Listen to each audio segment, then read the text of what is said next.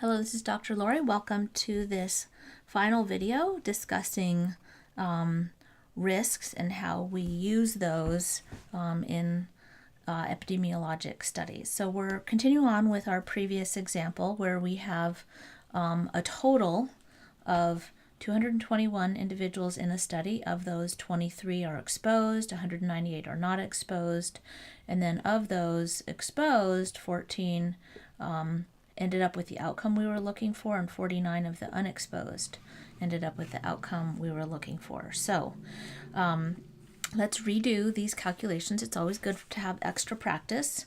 The risk or the percentage of those who were exposed who ended up having the outcome is 14 out of 23, which is equal to 60.9%.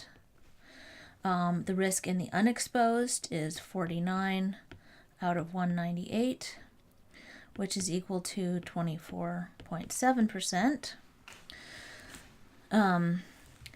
And the interesting thing that happens, because we started out with a sample from our population, because we have this group, and then we found out who was exposed and unexposed, and then we found out who ended up with the disease and the not disease. When we come up with a total number that had the disease, we can actually calculate a risk, because this 221 could be a random sample from the population, and this 63 represents, of those 221 who were randomly selected, how many ended up having the disease of interest. So we can calculate 63 out of 221 and get a valid interpretation of what the risk is among that particular population. Now, if you'll remember, this was specifically a group of boys who were chemically dependent. We would not expect to have this same outcome among a different group. So we have to remember, what population was this sample drawn from? These results then can only be implied back to that particular population. So if we were to do this calculation, that's not a dot. 63 out of 221 is 28.5%. Now, one of the things that you'll notice is if you have two groups that add up to a total, the total risk is going to be somewhere in between the other two. So if you end up making this calculation and it's not, then scratch your head, pull your calculator out again, and just double check all of the numbers, because there may be some error in the way you added or set the table up in the first place, but it should actually fall somewhere in between. If these two numbers are identical, then those two groups, based on exposure, have the same chance or same risk of the same proportion of having that particular outcome. And then, of course, the total would also be exactly identical.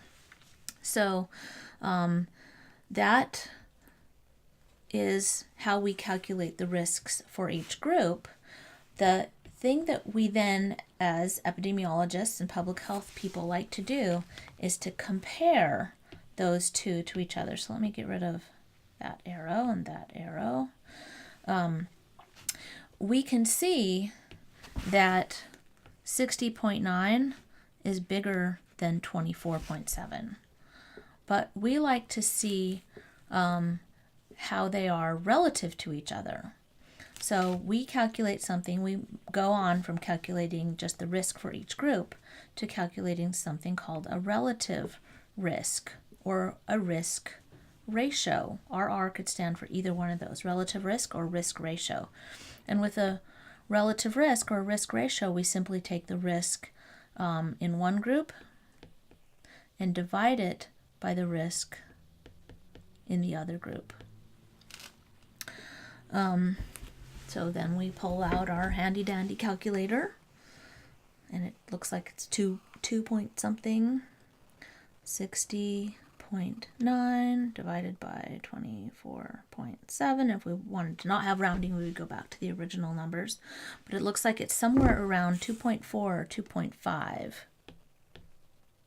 I'm going to put 2.47.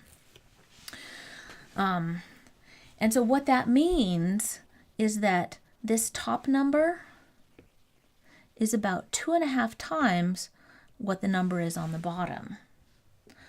The risk is bigger in the exposed group than the not exposed group. How much bigger? Proportionately, how much bigger?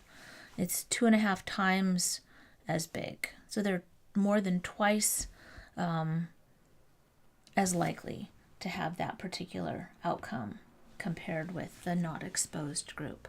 So that is how we calculate a relative risk, a review of how we calculate those risks for each group. So we've calculated risk for each group, and now we can compare those risks to each other, called relative or related to each other.